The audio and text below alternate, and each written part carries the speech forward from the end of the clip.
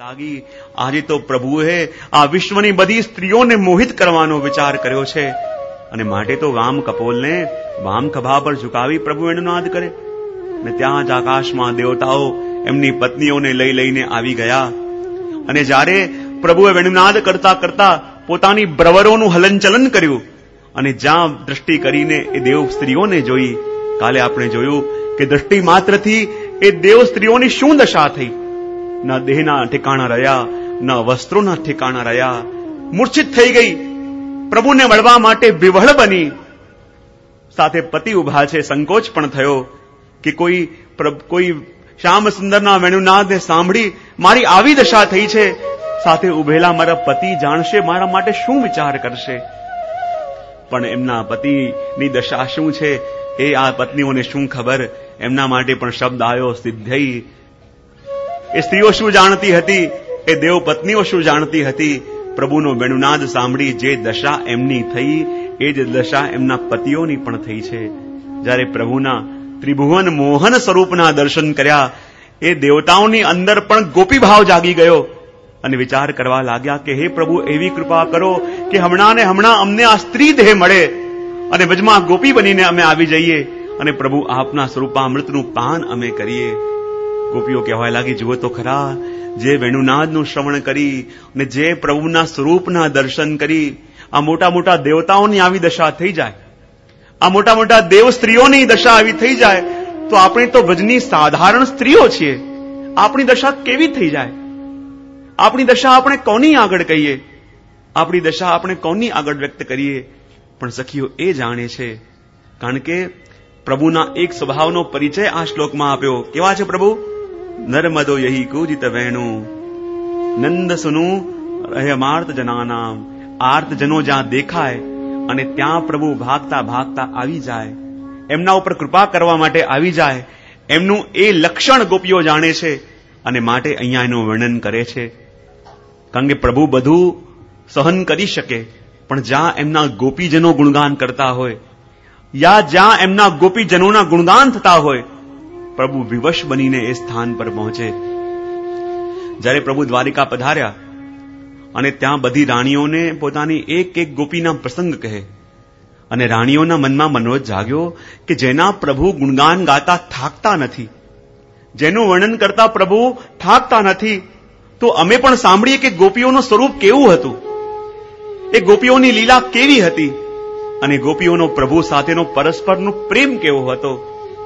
જ્યારે પ્રભુને પૂછે, પ્રભુ આપ કંઈ કહો, પણ પ્રભુની તો એવી દશા કે જ્યાં એક ગોપીનું નામ લે અને પ્રભુનું હૃદય ભરાઈ જાય, આંખોમાંથી અશ્રુધારા વહેવા લાગે. પ્રભુ કહે, હું તો કંઈ કહી નહીં શકું, મારી અંદર એટલું સામર્થ્ય નથી કે મારી ગોપીનું નામ પણ હું મુખમાં લાવું, કે મારી ગોપીનું નામ મારા મુખમાં આવે, મારું ધૈર્ય ખૂટી જાય છે, હૃદયમાં સબરનો બાંધ તૂટી જાય છે, મારા નેત્રો છલકાઈ જાય છે. પ્રભુ તો પધાર્યા ક્યાંક બહાર, પણ આ બધી રાણીઓએ મનોરથ કર્યો, કંઈ પણ થાય મારે તો પ્રભુ અને ગોપીના પ્રેમ વિશે જાણવું છે. અને ત્યાં જ રોહિણીજી પધાર્યા. બધી પટાણીઓ કહેવા લાગી, કરી મૈયા આપ તો પ્રભુના મૈયા સમાન છો, તો કૃપા કરીને અમને આપ બતાવો કે પ્રભુનો અને ગોપીનો પ્રેમ કેવો હતો. ઘણીવાર અમે પ્રભુને પૂછવાનો પ્રયત્ન કર્યો, પણ ગોપીની વાત અમે પૂછી અને પ્રભુનું હૈયું ભરાઈ જાય છે, પ્રભુ કંઈ કહી શકતા નથી. અરે મૈયા આપ તો કંઈ કહો. રોહિણીજી કહે, એ તો મારો પુત્રરૂપ છે અને એના સ્નેહની ગાથા હું ગાઉં તો મને ઠીક નથી લાગતું. જો હું એના પ્રેમના વર્ણન કરતી હોઉં, જો એના અને ગોપીઓના પ્રેમનો વખાણ કરતી હોઉં અને ત્યાં જો શ્યામ સુંદર આવી જાય તો મને બહુ સંકોચ થશે. બધી પટાણી કહેવા લાગી, મૈયા આપ ચિંતા ન કરો, અમે પહેરો ભરવા માટે સુભદ્રાજીને બેસાડી દઈએ. અને બહાર દ્વાર ઉપર પહેરો ભરવા માટે સુભદ્રાજી બેઠા અને અહીંયા રોહિણીજીની આગળ આવીને બધી પટ્ટાણીઓ ગોઠવાઈ ગઈ. અને જ્યાં એ રોહિણીજી એક એક ગોપીનું નામ લઈને એના અને પ્રભુના પ્રેમની વાત કહેવા લાગ્યા, બધી પટાણીઓનું હૃદય ભરાવા લાગ્યું, એમની આંખમાંથી અશ્રુધારા થવા લાગી. પણ જ્યાં અહીંયા ગોપીઓની કથા ગવાવા લાગી, જ્યાં ગોપીઓના વર્ણન થવા લાગ્યા, પ્રભુ તો દૂર બિરાજતા હતા હસ્તિનાપુર, અને ત્યાં પ્રભુને લાગ્યું કે કોઈ ભયંકર શક્તિ, કોઈ અજ્ઞાત શક્તિ એમને ડોરથી બાંધેલા હોય એમ ખેંચીને દ્વારિકા બોલાવી રહી છે. પ્રભુ કે મારું મન આમ કેમ ખેંચાય છે? એવી કઈ વસ્તુ છે કે જે મને દ્વારિકા ખેંચી રહી છે? ને જ્યાં ગોપીઓની કથા ગવાવા લાગી અને પ્રભુ જાણે કોઈ દોર પતંગથી બાંધેલી હોય અને જેમ દોર ખેંચતા પતંગ ખેંચાઈને આવે અને અહીંયા ગોપીઓની કથાનું ગાન થઈ રહ્યું છે ને ત્યાં પ્રભુ અને દાઉજી બંને વિવશ થઈ ગયા અને વિવશ થઈને અસહાય બનીને જેમ કોઈ ખેંચાતો આવે એમ ખેંચાતા દ્વારિકા પધાર્યા ને જ્યાં દ્વારિકામાં આવ્યા કે અહીંયા શું થઈ રહ્યું છે, એવી કઈ ઘટના ઘટી રહી છે જેને કારણે હું આટલો વિવશ થઈ ગયો છું, મારાથી રહેવાતું નથી, અહીંયા શું થઈ રહ્યું છે, ક્યાંક મારા ગોપીઓના ગુણગાન નથી ગવાતા. ત્યાં સુભદ્રાજી ઉભા છે. શ્યામ સુંદર આપને અંદર જવાની આજ્ઞા નથી, આપ અહીંયા જ ઉભા રહો. ને જ્યાં શ્યામને અંદર ન જવા દીધા, ગોપીઓના ગુણગાન તો અંદર થઈ રહ્યા છે, પણ ગોપીઓના ગુણગાન સાંભળવા માટે પ્રભુને એટલો તાપ થયો, સુભદ્રાજી બહાર રોકી દીધા. ઠાકોરજી અને દાઉજી બહાર ઉભા છે, અંદર ગોપીઓના ગુણગાન થઈ રહ્યા છે અને એટલો પ્રગાઢ વિરહ પ્રભુને અને દાઉજીને થયો કે ગુણગાન સાંભળવા માટે એમનું આખું શ્રીઅંગ રસના રૂપમાં પ્રવાહિત થવા લાગ્યું, ઢળવા લાગ્યું, એક એક અંગ ઓગળવા લાગ્યા ને જ્યાં અંગ પીગળવા લાગ્યા અને કહેવાય એક નિશ્ચિત આકારમાં એ ઢળવા લાગ્યા અને જ્યાં નિશ્ચિત આકારમાં પ્રભુ પણ ઢળવા લાગ્યા, એમને જોઈને દાઉજી પણ ઢળવા લાગ્યા, સુભદ્રાજી પણ એમના ભાઈને જોઈ ન શક્યા, એ પણ એક નિશ્ચિત આકારમાં ઢળવા લાગ્યા. ત્યાં જ નારદજી આવી ગયા.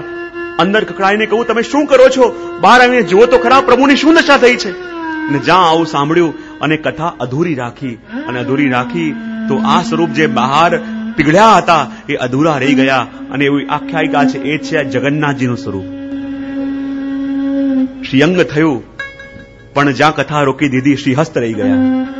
જગન્નાથજી, દાઉજી અને સુભદ્રાજી. ગોપીઓની કથા ગવાતી હતી અને ગોપીઓની કથા સાંભળતા એવા વિવશ પ્રભુ થયા. આખું શ્રીઅંગ પીગળવા લાગ્યું, એક નિશ્ચિત સાચામાં ઢળ્યું. કારણ કે પ્રભુ બધું સહન કરી શકે, પણ જ્યાં એમના ગોપીઓની કથા થતી હોય, જ્યાં એમના ગોપીજનો ભેગા મળીને પ્રભુના ગાન કરતા હોય, જ્યાં એમના ગોપીજનો મળી પ્રભુને પુકારતા હોય, પ્રભુ બધું સહન કરી શકે પણ એ પુકાર સહન કરી શકતા નથી. અને ગમે ત્યાં કેમ ના હોય, ભાગતા ત્યાં આવી જ જાય. અને જો અહીંયા પણ ગોપીઓના ગુણગાન થઈ રહ્યા છે એમ ન સમજતા કે પ્રભુ બીજે ક્યાંક હોય.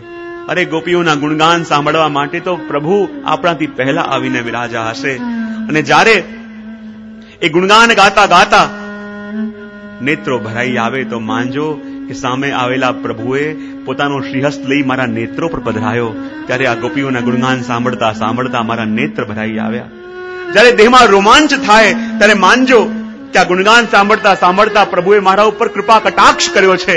ત્યારે આ રોમાવલી મારી ઉભી થઈ ગઈ, ત્યારે આ રોમાંચનો અનુભવ મને થઈ રહ્યો છે કે જ્યાં ગોપીઓની કથા, જ્યાં ગોપીઓની ગાથા હોય ત્યાં પ્રભુ જરૂર પધારે. અને એટલા માટે ગોપીઓ પોતાના હૃદયના ભાવને વ્યક્ત કરી રહી છે. હંત ચિત્ર અબલા શૃણુ તેદમ. જુઓ તો ખરા સખીઓ, આ કેવું વિચિત્ર, ચિત્રમ શબ્દ છે વિચિત્ર માટે. આ કેવી અદભુત વસ્તુ ઘટી છે અહીંયા. બોલે શું? કે આ સખીએ ઠાકોરજીને વેણુ વગાડતા જોયા. બોલે એમાં વિચિત્ર શું છે? બોલે વિચિત્ર નથી તો બીજું શું છે કે જે બ્રહ્મને વેદો રસરૂપ કહે, નિરાકાર કહે, અને એ જ આ સખીએ વેણુ વગાડતા જોયા. શું એ અદભુત નથી? શું એ વિચિત્ર નથી? પ્રભુની તો એક એક લીલા મને વિચિત્ર લાગે છે. કારણ કે જેને મોટા ઋષિઓ નિરંજન કહે, એના તો આંખમાં અમારી યશોદા મૈયા રોજ અંજન લગાવે છે. જે ઠાકોરજીને કહે છે કે એને હાથ નથી, એને પગ નથી, અને એ તો અમારી ગોપીઓની પાછળ મહીની મટકી લેવા માટે દોડે છે. જે ઠાકોરજીને